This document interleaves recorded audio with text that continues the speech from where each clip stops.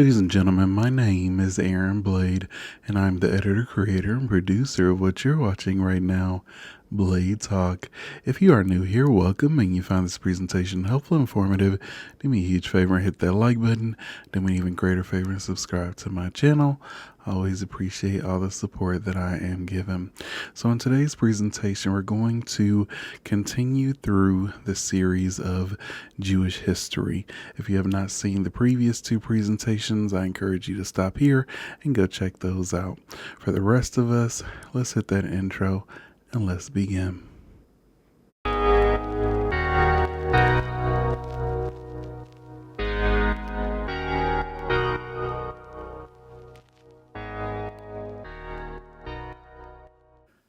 All right, so again, I'm going to finish up phase one of Jewish history, wrapping up Jewish civilization, the first 4,300 years.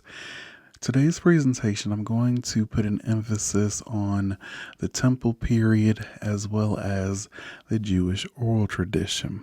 Now, keep in mind that I'm only scratching the surface. I'm not diving in too deep. This is just to give people a crash course into Jewish history. So that being said, we're continuing on with the crash course of Jewish history, where we focus on the remaining 800 years. The first 500 years, from the prophets and writings until the giving of the Mishnah, we need to understand that 420 of those years are going to deal with the Second Temple period. I want to focus on the First and Second Temple for a second, just so we get an appreciation. So the Temple of Jerusalem was the centerpiece of the land of Israel. It really represented the height of Jewish people's achievement. We created a home for God to dwell in our midst. It was King David's vision that while he dwelt in a palace, God's tabernacle was still somewhat a temporary structure. King David wanted to change this and build God a place to dwell permanently. So that became Jerusalem, with the temple in its midst.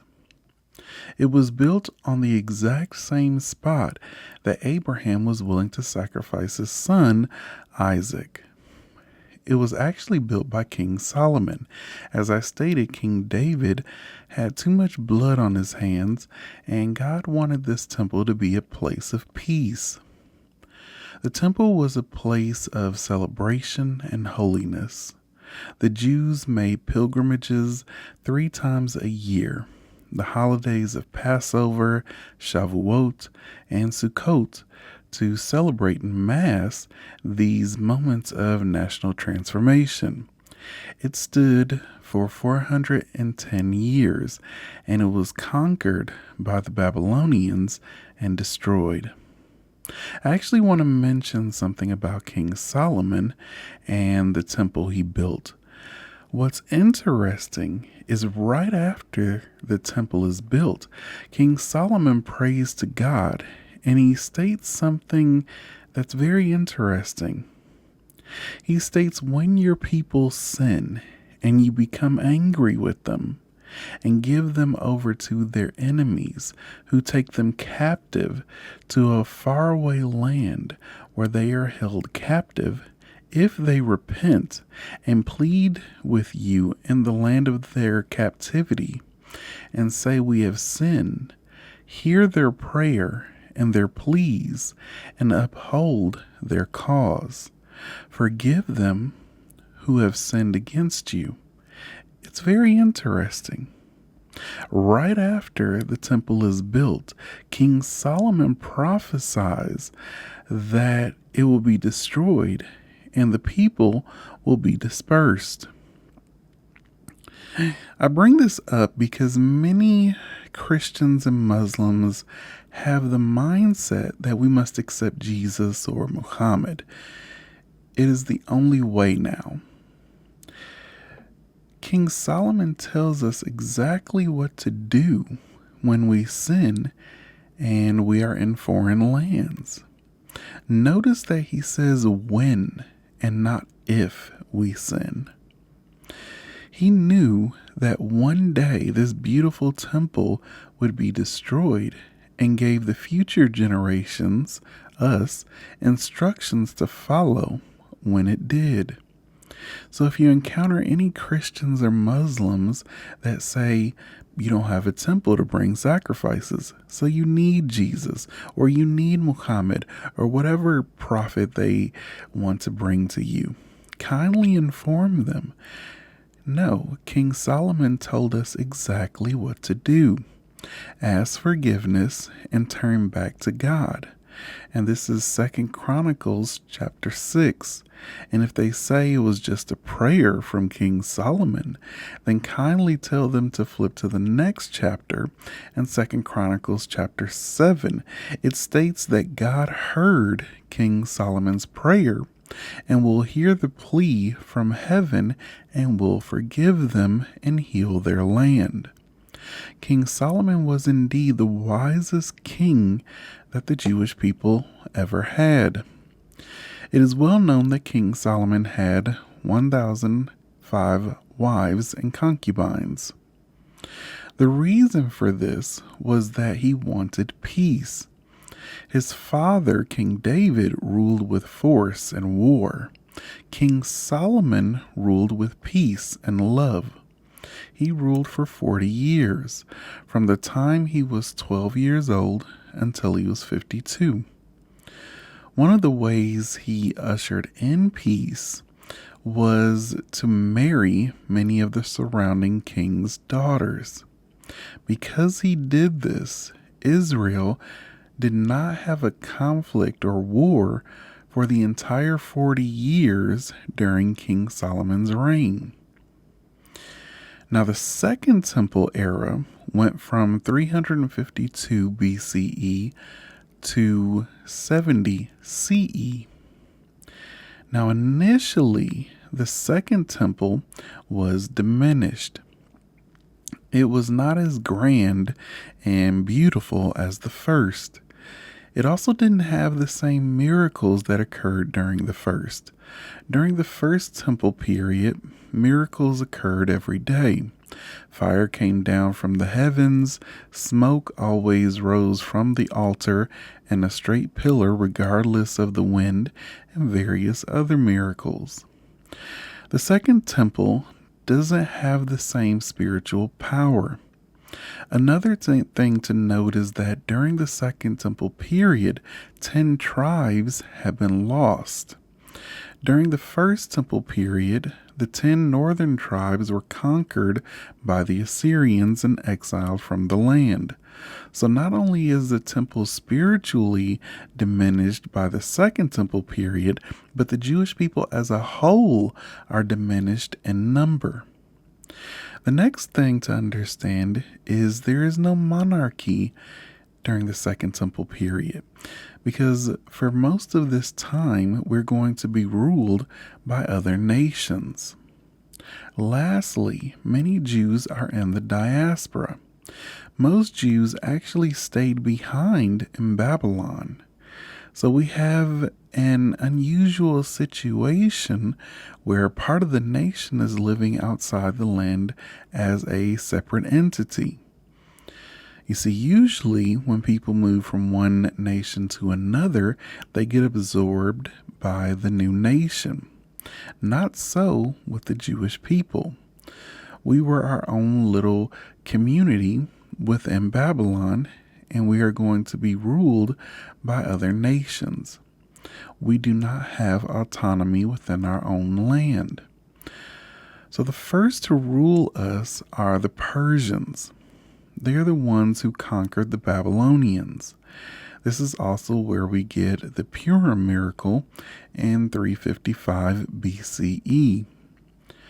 After the Persians, we have Greece ruling over us for 180 years, and this is where we get the famous Hanukkah miracle in 165 BCE. After the Hanukkah miracle, we have autonomy for just a short amount of time, for just over a century, with the Maccabees taking the leadership.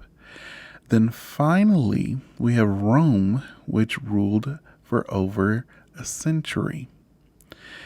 They are very harsh and brutal oppressors. Eventually, we have the Great Revolt, where the Jewish people start an uprising against the Roman Empire, trying to get them off the land. Unfortunately, we lose that battle, and with it, the Romans will destroy the temple shortly after the revolt. Okay, now getting back to our timeline, I covered a huge portion of the 500 years going over the temple era. I want to cover the next 300 years. I realized that I didn't go over the Mishnah, so I will do it along with the Talmud in this 300-year period. I will also explain the difference between the two. In order for me to do so, I need to make clear something that most aren't aware of. And that is, there were actually two Torahs given to the Jewish people by God to Moses. The first is the written Torah, which is from Genesis to Deuteronomy. Again, we covered that in the crash course of the Torah, which I will pin in the comment section down below. There was also the oral Torah which was given. Now, what's the difference? Well, the written Torah recounts the background behind the covenant that the Jewish people entered with God. It starts with creation and everything leading up to Mount Sinai, and then the first couple years of the Jewish people being in the covenant with God. The oral Torah gives a much more comprehensive understanding of the covenant. It explains the meaning of all the different verses and gives us a deeper insight. So, for example, when Abraham goes to bind his son Isaac as a sacrifice to God, in the written Torah, that story is actually quite short. There are very few verses giving over what happened. It is in the oral tradition that you get a more detailed meaning and presentation of what was going on. Another difference is that the written Torah lists 613 biblical commandments. It only lists them, meaning throughout the 5 books you are going to find various parshas of the Torah's different commandments. The oral Torah, you get the explanation of how to fulfill those commandments. For example, the written Torah tells us to observe Shabbat and keep it holy. But what does that mean to observe it? Or don't do any work? All of that is explained in the oral tradition. The written Torah says to give to charity. But how much do you give? When do you give it? All that is explained in the oral tradition. The written says don't kill, but is that always? What about self-defense? What about when we're in war? So the written Torah is about 1% of the entire Torah. It is the oral tradition, which is 99% of our tradition. Obviously, one other difference is that the written Torah is read and the oral tradition was passed down orally for 1,500 years from parent to child and from rabbi to student. That is how you learned Torah. It was read, but then you had to master the oral tradition because they wouldn't write it down. So why do we have the Mishnah? Well, let's understand that the Roman period goes all the way until 476 CE. Remember that the Second Temple was destroyed in 70 CE, so the temple in Jerusalem lay in ruins, and most of the Jewish people had been exiled from the land a second time. It is a time of terrible Roman persecution, so it is very difficult for the Jewish people to maintain its oral tradition, well, orally. So, for the first time, the rabbis realized that it was necessary to write down the oral law. In the year 200 CE, the Mishnah was compiled. The Mishnah is the code of oral tradition. Rabbis wrote dense paragraphs of case law, and then a rabbi would study it with their student and analyze the paragraph and bring out the entirety of the oral tradition. They would use that paragraph as a basis to give over the rest of the tradition orally. Think of it as a cue card in a way. The rabbi that compiled the Mishnah was Yehuda Hanasi, or Judah the Prince, who was in Israel. He called 3,000 of the leading sages, and many came from all over, including Babylon, to participate in taking the oral tradition and putting it in written form. I want to stress, though, that they wanted to maintain the oral integrity of the law, which meant they didn't want to make it explicit. You still needed a teacher or parent to explain to the student or child what was intended within that paragraph of law. Now, unfortunately, as the exile persisted, it was getting even more difficult for Jews to understand what was intended in every single Mishnah. Meaning there was so much oral law packed in that mining all the understanding was still a huge task. So therefore, the rabbis finally decided that they needed to decode the Mishnah. The decoding of the Mishnah is the Talmud, which was completed in the year 475 CE. The Talmud is a written discussion of rabbis analyzing every single Mishnah. So I'll give an example of the difference between the Mishnah and the Talmud. Here's a classic case in Jewish law. Two men find a tallis or prayer shawl, and they both claim that it's theirs. What do? So the Mishnah states two people are holding on to a tallis. This one says, I found it.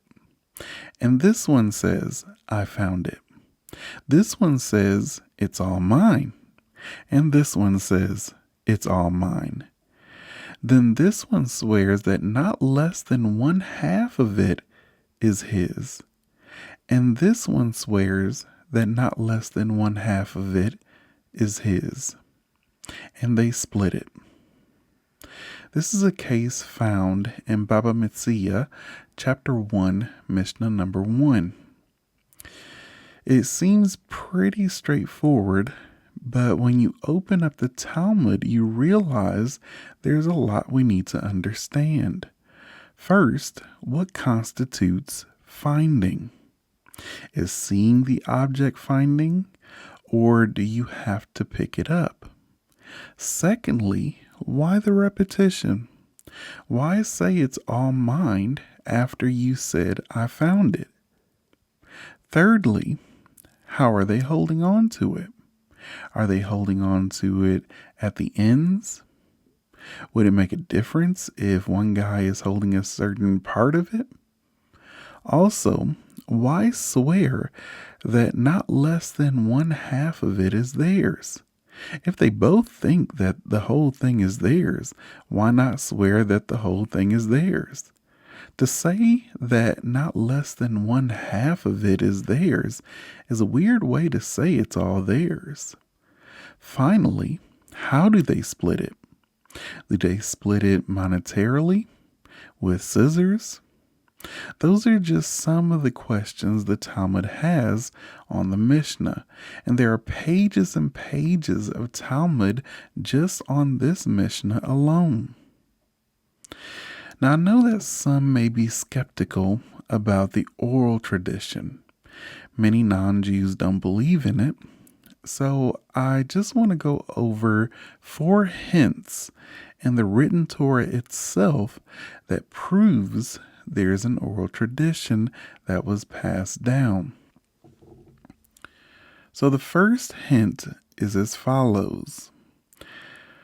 When you open up a copy of the Torah, what you will find is that the book has apparent errors, spelling mistakes, grammatical errors, syntactical errors, and textual contradictions. I'll give you an example. If you open up the book to the first verse of the book, there's a line there. It says, Breshis bara Elokim et hashamayim et haaretz. So you and I know this verse should be translated as, in the beginning, God created the heavens and the earth. But if you take a careful look at the way the verse is written, that's not what it says. Breshit does not mean in the beginning. If you wanted to write in the beginning using the root Bresh Aleph Shin, you would write Breshana. Breshit is in construct form. That means the first word of the Torah means in the beginning of. Bara Elokim et hashamayim et haaretz. So the verse as it is written is grammatically incorrect. It says, in the beginning of, God created the heavens and the earth. This is one example of notable errors in the Torah. And there are thousands like this where the verse is unreadable either due to spelling mistakes, syntactical errors, grammatical mistakes, or textual contradictions. Every verse is unreadable due to these apparent mistakes. If you believe that God gave the Torah, you have to come to one of 2 conclusions. The first possibility is that God is mentally retarded. Or the second possibility is that these aren't mistakes at all. Each one of these textual anomalies is really a purposeful stylistic manipulation inserted into the text as a flag to hint to you about something deeper, a deeper message that is happening within the text. Behind every apparent error is a deeper meaning. So hint number 1 that there is an oral tradition given with the oral Torah is, what would you rather say? The verses in this book, which you believe was given by God, are mistaken? Or in the fact there is a deep meaning behind these verses that has been passed down along in the oral tradition? So that's hint number 1. Hint number 2 that there is an oral tradition is, up until the 6th century CE, every single copy of the Torah appeared as the Torah scroll in an ark. That is, every copy of the Torah was a scroll that was unvocalized. There was no nikud. There were no vowels in any text until the 6th century. In the 6th century, the Ben-Asher family, who are known in the secular biblical world as the Masoretes, they created for the first time a book called the Chumash. Now, the difference between the Torah scroll and the Chumash is, in the Chumash there are nikud, or vowels. Hebrew happens to be a language which is very dependent on vocalization. If you slightly change the vocalization, the exact same letters can mean something entirely different. This means that before the 6th century, when Ben Asher put in that vocalization, the Torah scroll would have been very difficult to read if you didn't have an oral tradition. I'll give you an example.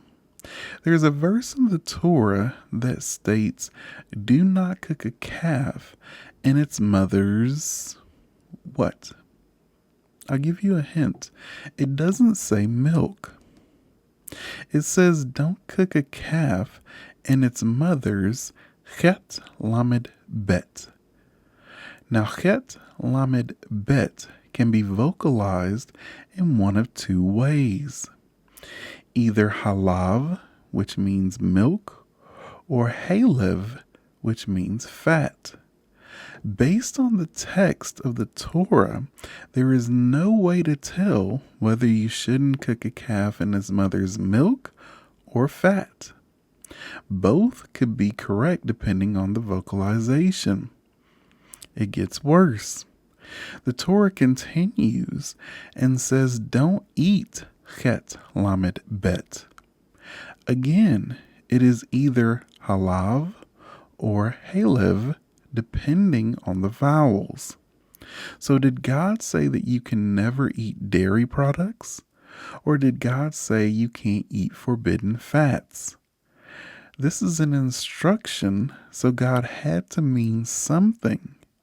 Without the oral tradition, you have no idea what the verse means, let alone how to follow the command. When Moses was writing this command down, I'm sure Moses asked, "What is this chet lamed bet?"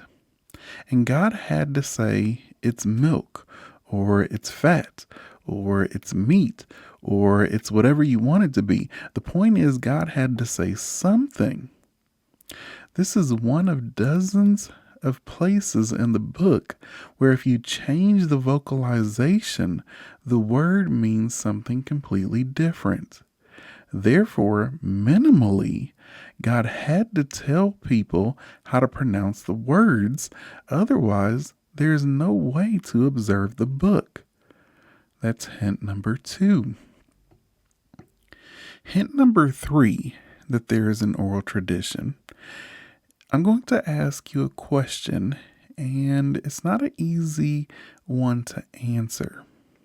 Try to keep in your head, completely separate, the contents of the written text of the Torah and the oral tradition.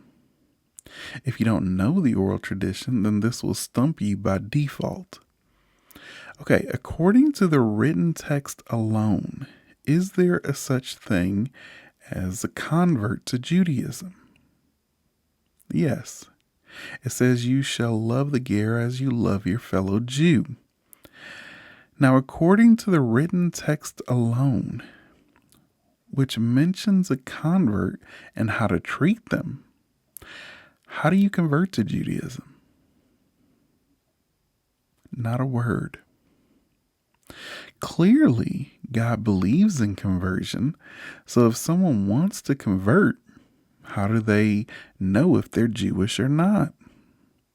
Again, God had to say something about how conversion works, even if it was to make up whatever you want or decide amongst yourselves. Another example, and there are dozens of these, according to the written Torah, is there such thing as marriage? Of course, there are laws surrounding it. A woman can only marry one man. A man owes a woman food, clothing, and conjugal rights when they're married. Okay. According to the written Torah alone, how do you get married? How do you know if you are married? Now, this is not problematic so much for the man who can marry more than one woman. But for the woman, this is extremely problematic. Maybe a woman marries a man if she passes him in a hallway. And you can only marry one man, so that means she can't pass another man in the hallway. This means that a woman has to be locked in a closet. But don't lock the woman in the closet, because it could be the way that you get married is by locking a woman in a closet. She's paralyzed. A woman cannot survive or live in this religion. Another example, is there such thing as divorce in the Torah? Yes, it even says how to do it. You give a woman a Sefer Kritut. How do you translate Sefer Kritut? It is a book of cutting off. Now, what is this? Is it something very sharp that you throw at her? Can you send it FedEx? How do you hand it to her? What do you write in there? How does a woman know when she's divorced? In order for life to be functional, there had to be definitions. In the Torah, there are dozens of concepts and institutions which are mentioned. We know they exist and they are part of Judaism, but they are nowhere defined. God would have had to define those concepts, otherwise practicing this religion is impossible. That's hint number 3.